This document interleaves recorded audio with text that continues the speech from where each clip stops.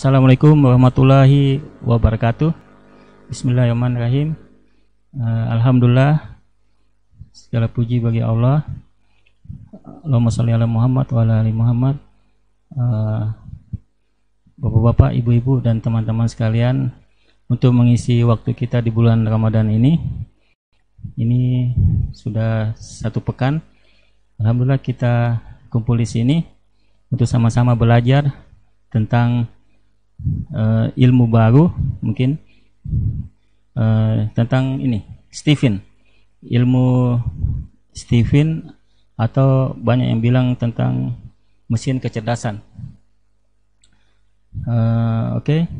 Adapun tentang Stephen ini banyak telah dikenal juga di negara-negara lain, sudah dilakukan banyak tes mesin kecerdasannya,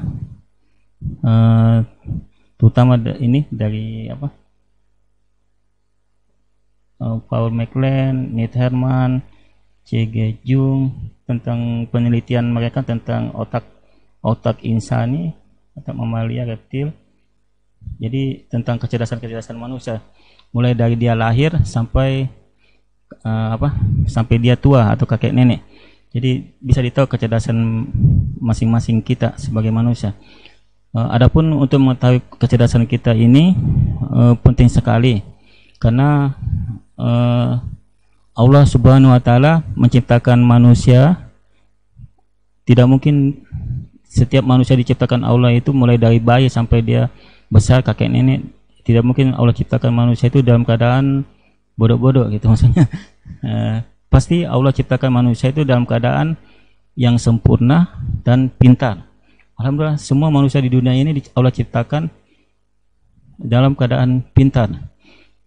Adapun untuk mengetahui kepintaran kita atau kecerdasan kita itu, jadi kita harus tahu caranya apa kecerdasan kita masing-masing. Pokoknya saya apa kecerdasan saya, Bapak Pak Ilham apa kecerdasannya, dan teman-teman juga di rumah apa kecerdasannya, supaya kita tahu, oh ini kelebihan saya, jadi saya harus latih, sudah itu saya harus kembangkan supaya saya bisa sukses hidup di dunia ini dan insya Allah di akhirat nanti.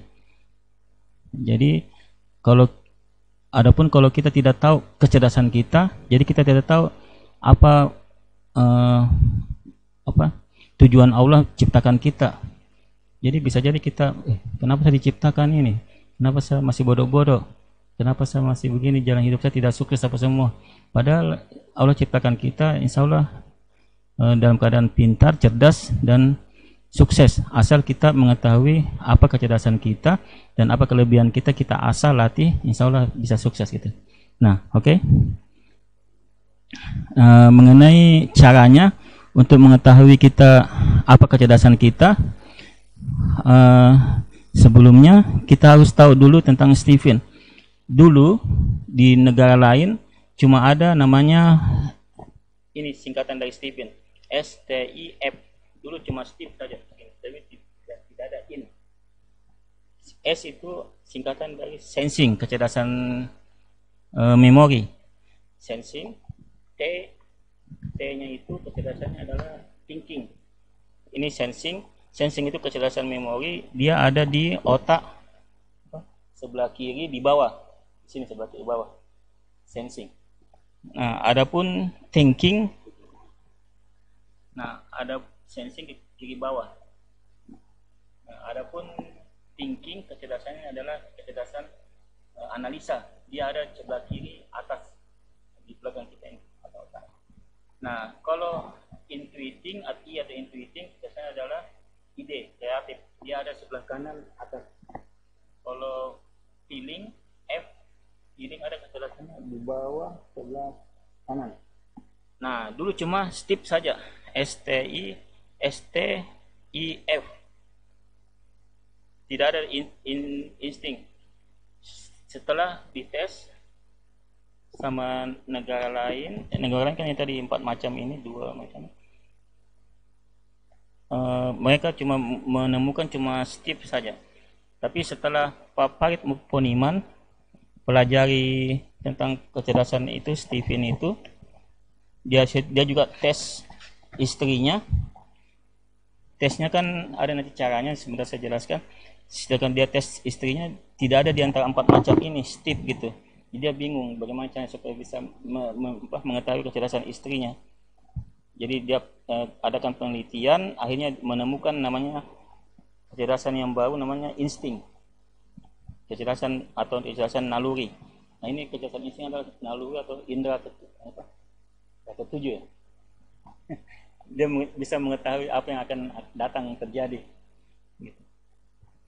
Nah, jadi 5 macam kecerdasan ini, alhamdulillah sudah ada di setiap manusia. Mulai dia bayi, berarti bayi itu sudah ada kecerdasannya 5 macam.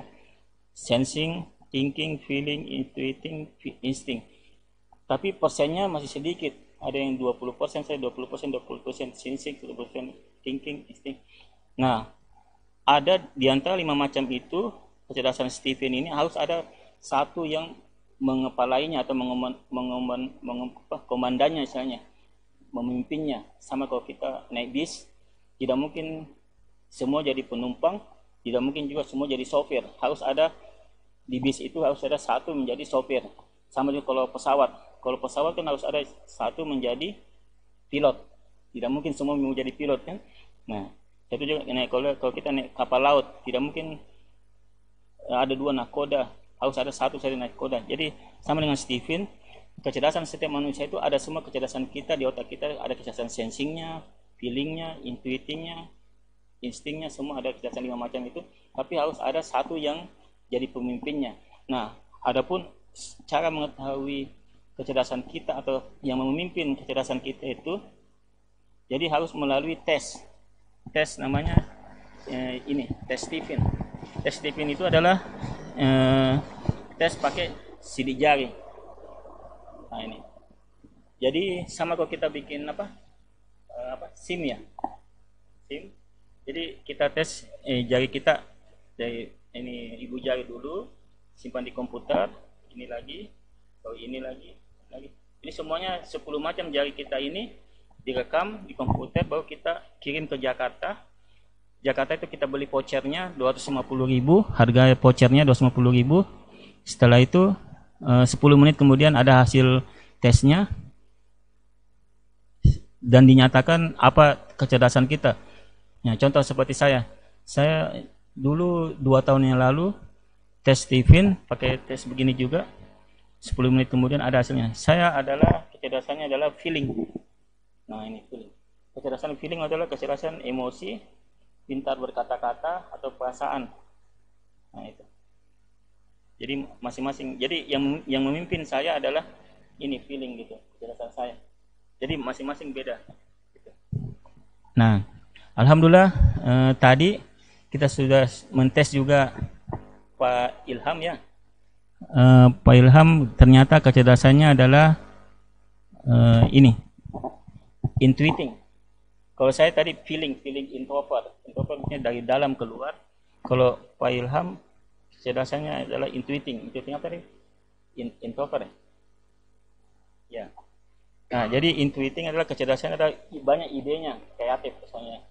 Nah untung ada orang intuiting atau orang ide-idenya banyak di kreatif, banyak kecerdasan kreatif ini di dunia ini. Jadi di dunia ini banyak perubahan gitu. Coba bayangkan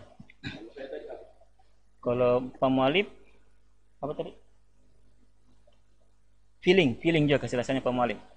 Nah untung ada orang intuiting, banyak idenya di dunia ini, baik di yang menemukan, contoh ini, yang menemukan HP ini Samsung, dia ada di Cina atau dia ada di Amerika, ada di Kanada, dia membuat HP ini jadi kecil gitu. Jadi untung ada orang intuiting. Coba bayangkan kalau ada orang intuiting, ada orang banyak idenya. Jadi dulu kita menelpon, kalau kita menelpon kan dulu ada anggaplah di telepon nih. Jadi cara menelpon kita harus tek 9 tekan angka 8, pakai itu kan yang dulu itu yang ditekan-tekan, diputar-putar itu. Seandainya kalau tidak ada orang intuiting, bisa jadi telepon yang besar ini yang sudah pakai manual itu disimpan di kantong kita, tidak mungkin kan. Jadi untung ada intuiting. Jadi orang intuiting ini Dia dengan idenya itu kreatifnya dia bilang, oh dia bikin perkembangan, oh bagaimana kalau telepon yang begini ini kita perkecil, satu tombolnya tidak pakai tombol, satu kita pakai tombol, satu kita perkecil lagi jadi kecil-kecil, lama-lama jadi kecil begini gitu. Alhamdulillah. Jadi itulah kecerdasan intuiting. Nah, satu banyak lagi ide-ide yang lain yang bisa dilakukan ya. Ya. Jadi banyak kelebihan-kelebihan intuiting. Intuiting juga begini, dia pintar menganalisa sesuatu gitu. Cocok bisa jadi detektif atau intel. Satu yang kedua bisa menerka dengan tepat.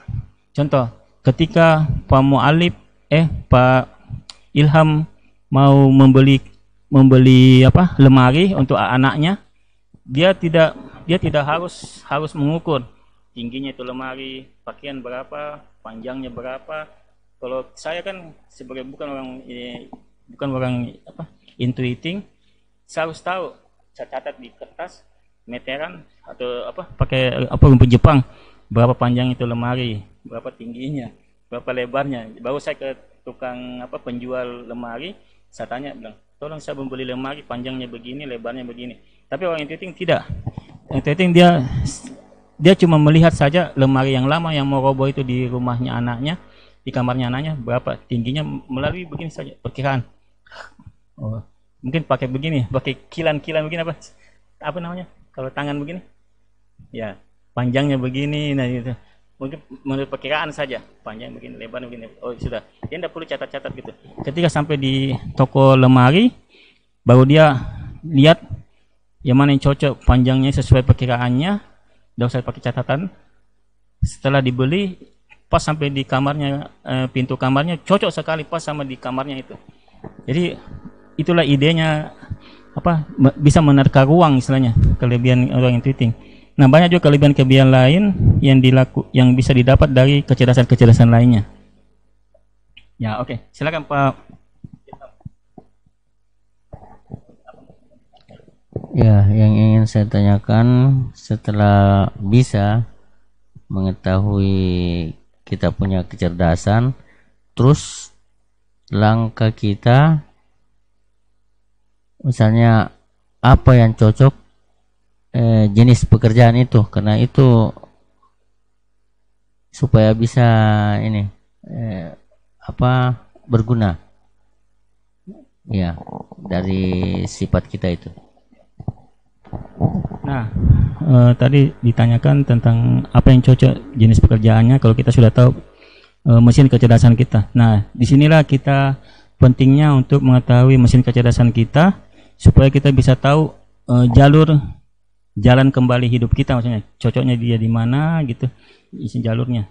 Sama seperti karpet merah gitu. Mulai dia lahir dia cocok begini, dia masuk TK begini, masuk SD cocoknya begini, setelah tamat dia sekolah dia cocoknya di jurusan apa, tamat sekolah dia kerja apa gitu, jadi cocok. Nah, seperti Pak Ilham, alhamdulillah tadi kita tes, dia adalah kecerdasannya adalah intuiting, banyak idenya, kreatif. Nah, cocoknya Pak Ilham karena dia kecerdasannya adalah intuiting, banyak idenya. Jadi sekolahnya itu, kalau dia masih sekolah SMA, tapi kan sudah tamat ya, anggaplah masih sekolah, dia cocok sekolahnya dibandingkan di bagian yang kebanyakan tentang itu ide-ide. Nah, bisa jadi umpamanya dia cocok jadi pelukis, berarti di sekolah seni rupa, melukis gitu. Kan banyak idenya. Idenya itu orang intuiting banyak sekali, ribuan. Ide itu kalau orang intuiting dia sudah masuk di otaknya, sudah tertanam di otaknya, kalau dia aplikasikan, dia nyatakan itu, insya Allah pasti nyata, bagus sekali itu. Sama yang saya bilang tadi, ide orang intuiting dari tombol yang besar telepon menjadi HP yang kecil yang tipis begini, alhamdulillah itu idenya. Nah, itu sama juga seperti ini Pak Ilham, bisa jadi ini pembuat ide HP itu di mana kantor yang bagian HP gitu, maksudnya bisa juga jadi gitu.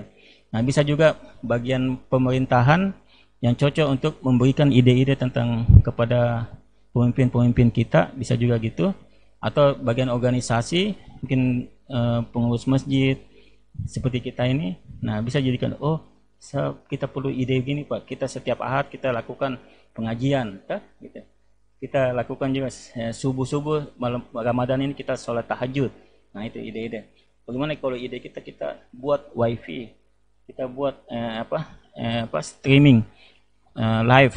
Nah, itu ide-ide canggih itu. Banyak ide-ide lain yang bisa kita lakukan, bisa Pak Ilham anukan gitu, aplikasikan. Nah, gitu.